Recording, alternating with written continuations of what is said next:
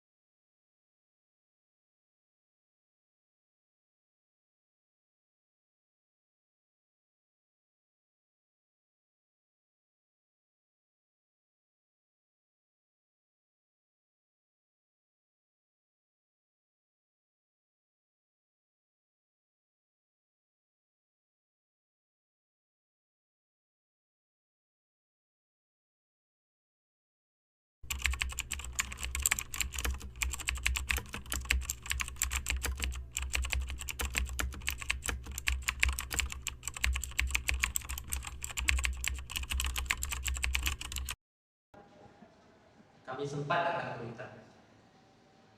Dia nggak mau keluar. Dia berteriak, tidak mau, tidak mau. Gila kan? Kalau benar, dia harusnya teriak pada saya. Hei Pak ini, saya tidak membunuh Mirna. Saya sudah terbiasa dengan hal-hal yang marah begitu.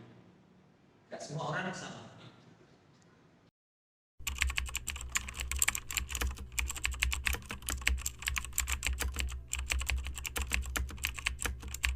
Dipersilakan kepada Pak Edi selaku pihak keluarga untuk memberikan argumen. Baiklah, terima kasih Pak Ketua. Saya di sini sebagai ayah anda Mirna ingin memberikan argumen bahwa jelas terekam di CCTV sebagai bukti bahwa Jessica lah orang pertama yang datang sampai ke kafe. Dan juga saya yakin betul bahwa Jessica adalah pelakunya. Sekian dari saya, terima kasih.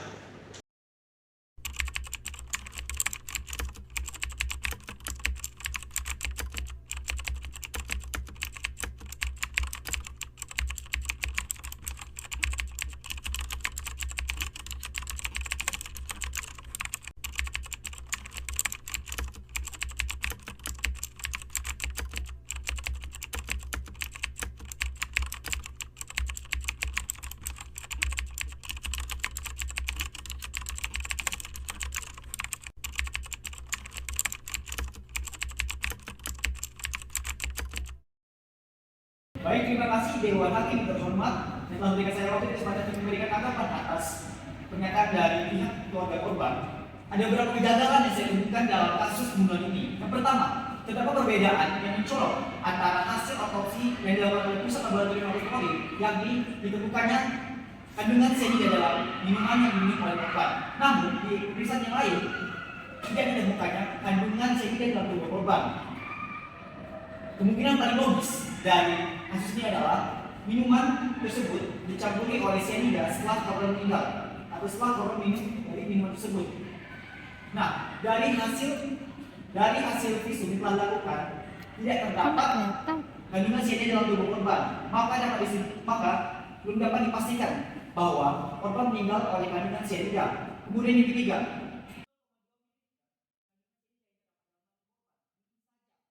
mungkin saja itu merupakan proses alami pasca kematian korban. Mungkin saja korban telah memasuki proses pembalseman atau pembusukan, atau mungkin saja itu merupakan cyanida alami yang terdapat dalam tubuh korban. Ahli toksikologi asal Australia menyatakan bahwa memang di setiap tubuh manusia itu terdapat cyanida secara alami dalam tubuh setiap manusia. Dia diberikannya izin otopsi oleh pihak keluarga sehingga menyulitkan para penyidik untuk memastikan penyebab dari kematian Wayan Mirna Salihin, sehingga dapat disimpulkan secara pasti bahwa Wayan Mirna Salihin meninggal karena diracuni oleh kandungan dari cyanida.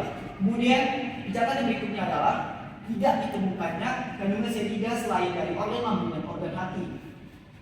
Nah, kemudian kemungkinan besar cyanida yang terkandung sebesar 0,2 ml dalam lambung Wayan Mirna Salihin itu disebabkan oleh penyakit alami yang disebabkan oleh korban. Maka dari itu, Dewan Hakim yang terhormat, saya merasa bahwa klien saya, Jessica Kumala Wongso, tidak bersalah atas pembunuhan ini. Sekian, terima kasih. Pertama, mengadili menyatakan terdakwa Jessica Kumala Wongso telah terbukti secara sah dan meyakinkan bersalah melakukan tindak pidana pembunuhan berencana. Kedua, menjatuhkan pidana terhadap terdakwa tersebut dengan pidana penjara selama 20 tahun. Ketiga, menetapkan masa penangkapan dan penahanan yang telah dijalani oleh terdakwa dikurangkan seluruhnya dari pidana yang dijatuhkan padanya.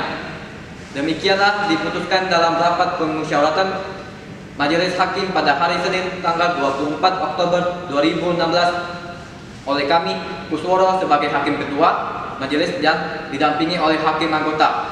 Dengan ini persidangan nyatakan selesai. Setelah melihat kasus ini, menurut kalian gimana sih si Jessica ini? Duh, jahat banget sih Jessica. Padahal kan kita tahu kalau kasus pembunuhan berencana itu termasuk ke dalam kasus pelanggaran HAM berat. Dan sebagai manusia, kita harusnya tahu kalau semua orang punya hak untuk hidup. Dan hak itu termasuk asasi manusia yang terus melekat dan tidak bisa dicabut oleh apapun, termasuk oleh hukum di suatu negara sendiri. Oh iya, Sari tadi ada bilang tentang HAM. Emangnya apa sih kaitan kasus ini dengan HAM? Jika kasus ini dikaitkan dengan materi hak asasi manusia, maka sudah jelas terjadi pelanggaran HAM di sini. Salah satu hak yang dimiliki oleh manusia dalam hak asasi manusia adalah hak untuk hidup. Dan di sini, hak korban untuk hidup telah direnggut. Oleh karena itu, pelaku harus mendapatkan hukuman yang setimpal sesuai dengan hukum yang berlaku. Ya, sebagai manusia tentunya kita tidak boleh mengganggu kehidupan orang lain. Karena kehidupan itu pemberian dari Tuhan dan termasuk dalam HAM. Jadi sebagai manusia tentunya kita harus menghargai kehidupan setiap orang. Ya, pada akhirnya si Jessica telah mendapatkan hukuman yang sepantasnya. Semoga melalui kasus ini semua orang melihatnya dapat sadar bahwa kita tidak boleh bermain-main dengan kehidupan orang lain. Semoga banyak orang yang melihat kasus ini dapat lebih menghargai kehidupan semua orang.